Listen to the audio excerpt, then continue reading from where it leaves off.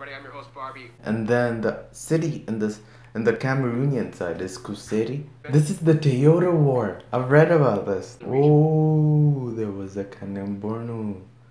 This is interesting. Sand and air. Alright. Chad means lake, so lake. A long time ago. Ooh. Chairperson of the African Union, Musa Faki, is also from Chad. Mambo, naitwa MAINGI, natoka Kenya. Hello guys, my name is MAINGI, I'm from Kenya. Bonjour, je m'appelle MAINGI, je viens de Kenya. Or, je suis de Kenya. Is it je viens? My French is not that good. But then my French is like, you know, I learned French for a bit in middle school. And then a bit in high school. But then that's that. Now, today guys, I'm here to do a reaction to Geography Now Chad. I'm gonna be ramping up those Geography Now reactions. Complete all the requests. Because now it's summer, there have been lots of requests. Some people asked me to do reactions on lots of things.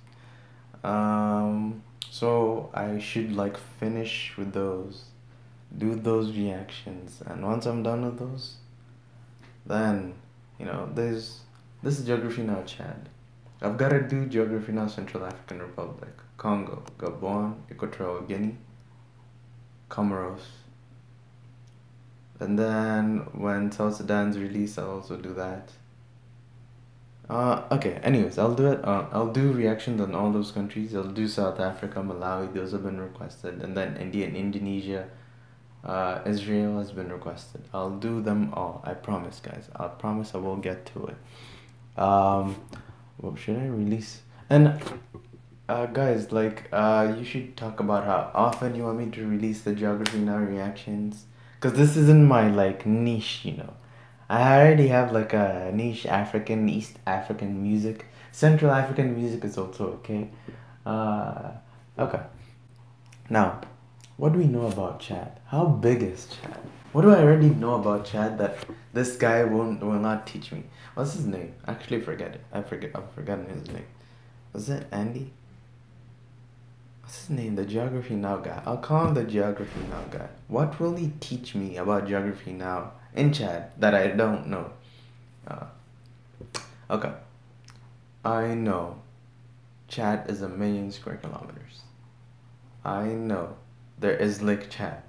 I know the capital is in N'Djamena, but there are other 2 major population centers. There's Mondu, there is Sar, there is Ati, there is Abeche, there is Faralargo up in the north close to the Tibesti. I know about the Tibesti Mountains. I know that Chad is mostly arid in the north, and then it's a bit greener to the south. So think cities like Mondu and Sar. Mondu. How do you say it that way? I know Chad has Nilo-Saharans. I know the official languages are French and Chadian Arabic. And then the type of people there. I just know that there are Nilo-Saharans. Are there 4 people? There are 4 people. 4. Like, there are Nilo-Saharans, basically. There are Nilo-Saharans and all that. There are no Niger, Congo, Bantu people. I know Chad's closest relations are either with the Central African Republic or with Cameroon. Cameroon, Central African Republic, Republic of Congo, Gabon, Equatorial Guinea are all in one, the Economic Monetary Union for Central Africa. That's CEMAC. CEMAC? I don't know how they say it in French. Oh, it borders Nigeria, Niger, Libya, Sudan, Central African Republic, Cameroon. Did I cover everyone? I've said what I know, so now let's dive into this reaction. Let's see what... So, I'm gonna start playing the video. I'm gonna start watching the video so that I could react to it. And 3, 2, One. You know, the funny thing is, if it wasn't for Chad, you protesters wouldn't even be complaining about deforestation in the Amazon rainforest. Confused? Yeah, now I got you hooked. Let's watch this episode. It's time to learn geography now! Hey everybody, I'm your host Barbie. Ooh, this is the Barbie, that's his name, not Andy. Barbie. country in a row that we've done. Africa, you are owning the beginning of the alphabet. All right, let's dissect the flag. The flag is just a simple vertical tricolor of blue, yellow, and red. The blue represents the sky and water and hope. The yellow represents the sun and the desert to the north of the country, and the red represents progress, unity, and sacrifice. And red also represents, say it with me, the bloodshed of those who fought for the country. Like in most African countries, red always represents the bloodshed because there was that bloodshed. We have to appreciate our heroes. I know sometimes it gets tiring, but most of the African countries, when you see red on the flag, bloodshed of the people who fought for the country.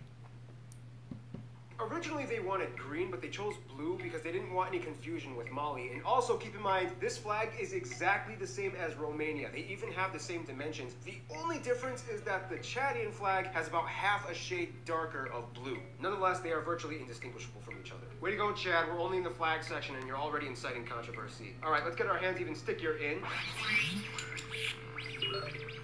Location-wise, Chad has a nickname, the Dead Heart of Africa. And here's why. As a Central African country, it contains some of the harshest portions of the Sahara Desert in the north, making it the Dead Heart of Africa. Chad is a landlocked country located in the Central African region, bordered by 6 other countries, and the capital, N'Djamena, located in the southwest corner on the Chari River by the border of Cameroon. Yeah, there's N'Djamena on one side, and then the city in the Cameroonian side is Kuseri, I think. Is it Kuseri or something like that? We'll look that up. It's split up into 23 regions, the most heavily populated ones being in the south. You see? I wanted to see what he would let me know that I did not already know. Because, like, stuff within East and Central Africa, count me in. But then outside that region, I don't know. Outside Nigeria, I know Nigeria is about over 900,000 square kilometers. I don't know Niger. Niger's population even is 40 million. But I don't know its size. I don't know Libya's size. I don't know the size. I actually don't know the size of Sudan. Because it needs to sit within that East African region. But, Central African Republic, is it 600,000? Cameroon, is it 475,000? See. Gabon is about 267,000-ish. And then Equatorial Guinea, maybe 20,000. That one I don't know well. Okay. And you can probably guess why. Then you get to this area in the northernmost part of Chad, the Alzou Strip. Originally, Libya wanted this border to look like this, cutting off a huge portion of the Tibesti Mountains and the Libyan desert from Chad. Chad did not like that and fought for control over it. And this is the Toyota War. I've read about this. This is the war where they use Land Cruisers, and that's why Toyotas are like so popular with certain. It's so funny. The 90s got it back. The funny thing is, despite a few rumored mineral deposits, the entire strip has virtually no resources, and it's just a vast, empty, open desert, which just goes to show how far people will go to own nothing. It's my sand! It's my sand! My sand! It's my sand! Mine! Hot!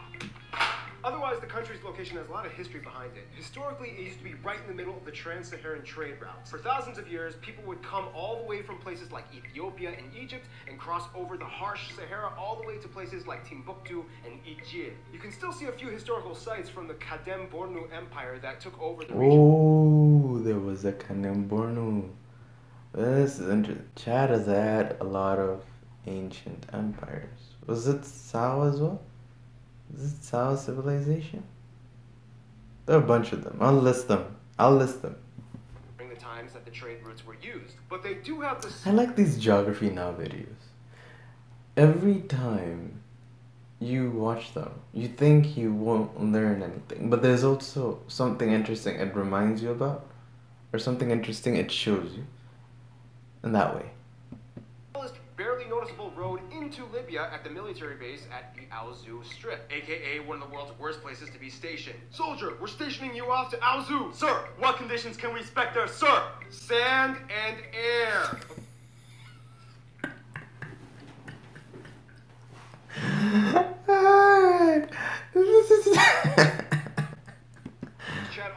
largest portion of Lake Chad, where the country gets its name from. By the way, interesting side note, the word Chad is a local word that just means expanse of water, or... Really? Chad means lake? So lake. Ah, there must be some interesting...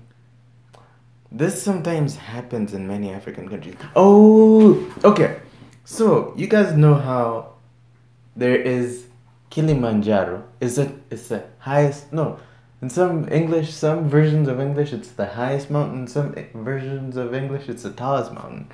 But Kilimanjaro, when we say Mount Kilimanjaro, we're literally saying, if you directly translate it from Swahili, you're saying mountain, Kilimanjaro, or mountain, whiteness, right? Anyway, that happens a lot. So essentially, this country is called Lake, even though it's one of the most unlake-like countries on the planet. It wasn't always like that, though. Let's explain in... If you look at Chad from a satellite image, you'll notice something very strange. The north almost looks like a geological battle zone that lost to the sand a long time ago, leaving hints and clues as to what it used to look like. First of all, the country has 4 main bioclimatic zones. The sparsely populated Sahara in the north, the scrubby light grassy Sahel under that, the Sudanian zone with woodland savanna, and the Guinea zone in the furthest south region that gets the most rain and has the dense green forests. Chad lies on the Chad Basin, the largest endorheic drainage basin in all of Africa, centered around Lake Chad. If you look closely, you can see dry riverbeds that extend outwards from the Bodeli Depression all the way to Lake Chad. And especially on the road from Salal to Nedele, you can see these dark spots along the roadside. Some of these spots are rocks, however, a lot of them are terranean water sources, ponds and oases. This is one of the reasons why, even though Chad is a relatively dry nation on the surface, water still lingers abundantly underground in many of the Sahel regions, allowing them to grow crops, even in the seemingly arid landscape. Okay, this is probably one of the coolest things about Chad, the Bodeli Depression. I thought it was the Tibesti Mountain, but let's listen. What you have to understand is that this place was possibly part of a mega lake a long time ago. Ooh. Connected to Lake Chad. We know this because of the minuscule diatom particles that coat the entire depression surface. Okay, that one's cool. It's just for future reference, a diatom is a type of algae. Okay, cool, got it? All right. Now look at the map again. If you look to the northeast of the depression, you'll notice an hourglass convergence point blasting out from the Libyan desert towards the depression. That's because that's exactly what it is. The Harmattan winds from the desert squeeze through the narrow funnel of the Tibesti Mountains and the Enedi Plateau that creates dust storms 100 days a year. This effectively blasts the dust and diatom particles high into the atmosphere for weeks and sometimes even months, all the way across the Atlantic until they eventually hit the landing spot in the Amazon rainforest. The diatom particles in the sand, in addition to phosphorus and other minerals, are some of the most important sources of nutrients that nourishes the plants halfway across the world. So in a weird way, without the Sahara Desert, we wouldn't have the Amazon. Huh?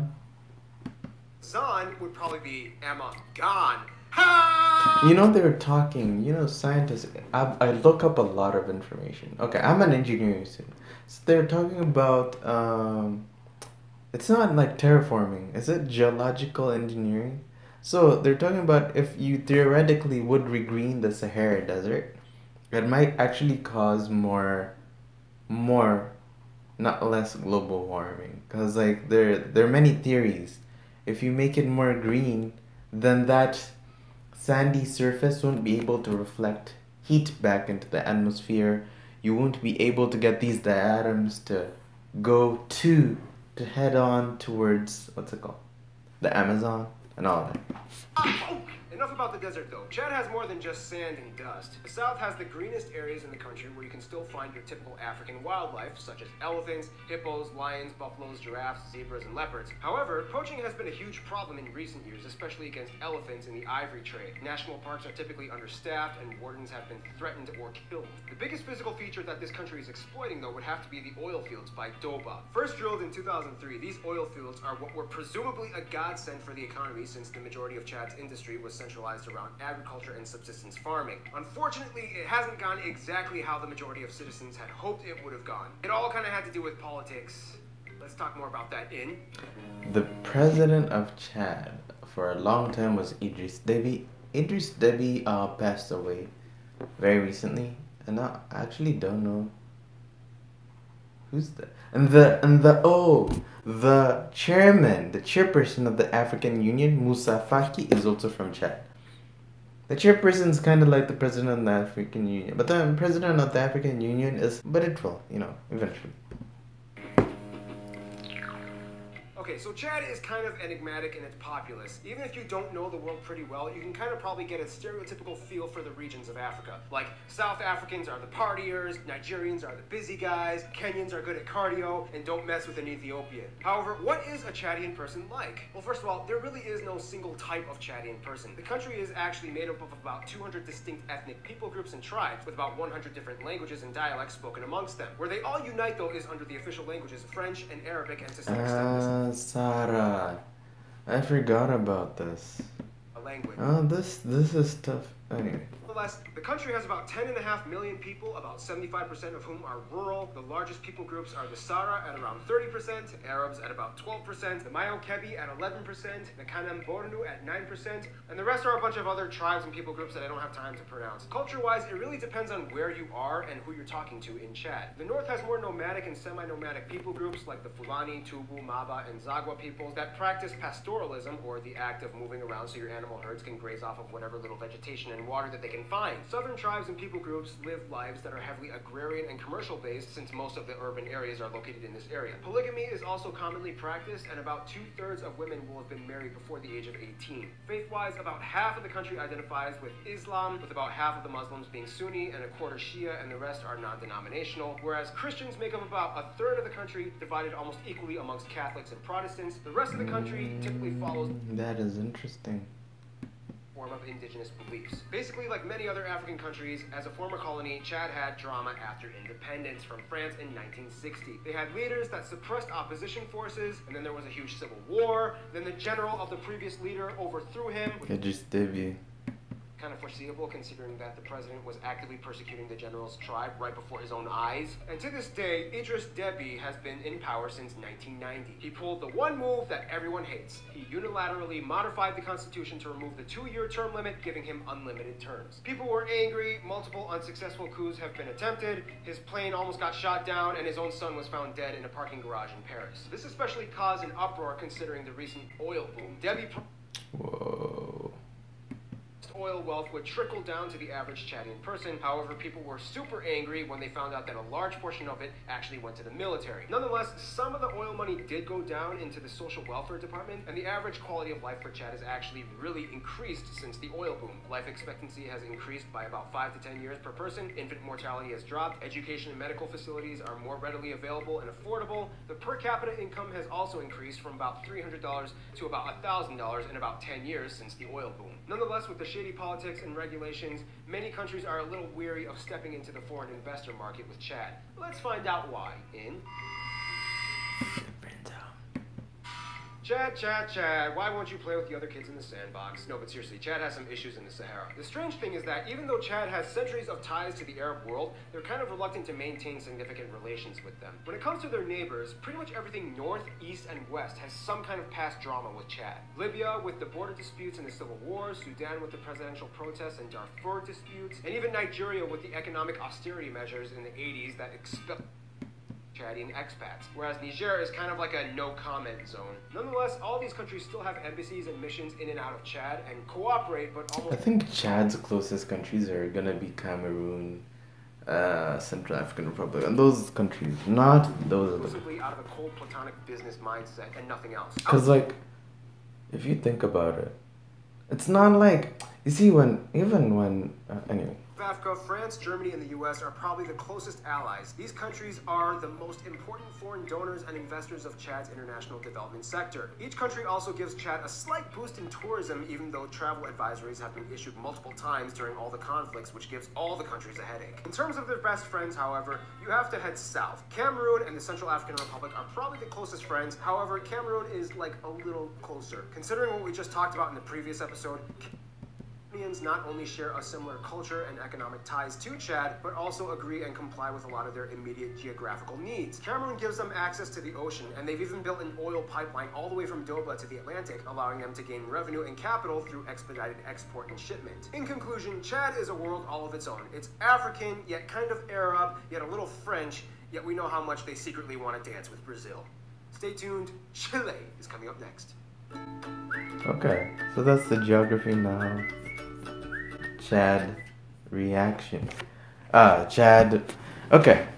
I learned a lot of interesting things, like, especially about the whole thing where, they talk about Chad, it's history with the northern neighbors and stuff like that. So I would say these Geography Now videos, even if when it's your country, I mean, in my country, it was honestly super inaccurate. It was so inaccurate when I reacted to it, and then I said stuff. Some guy goes on to the comment section and starts saying like blah blah blah, calm down, like I'm like, dude, this is my country. I know my country better. Like, I feel like also some of it is like just there to make a statement so it could get lots of views. Anyway, it's okay. It's okay. If you want to learn more about Chad, stream this video. No, for real, stream it. Stream the video, check it out, see what it's like, and then you'll learn more about Chad. I will keep doing these Geography Now reactions until I'm done with like most of them. I won't do like all of Africa, but Central, East Africa, will do every country. I'll only do African countries that are requested. What else? That's pretty much it. Asanteni sana. I don't know how to say thank you in Tara, but shukran, merci, asanteni. Thank you guys. It's like thank you guys. When you want to say, just say thank you, asante, or thanks y'all. Asante. It's Swahili. Swahili spoken in the east part of the continent. Kenya, Tanzania, DRC, some parts of Uganda, a little bit in Uganda, a little bit in Rwanda, a little bit in Burundi, a little bit by some South Sudanese people. Yeah. Anyway, that's that. Asanteni sana, baadaye. Later. Sand and air.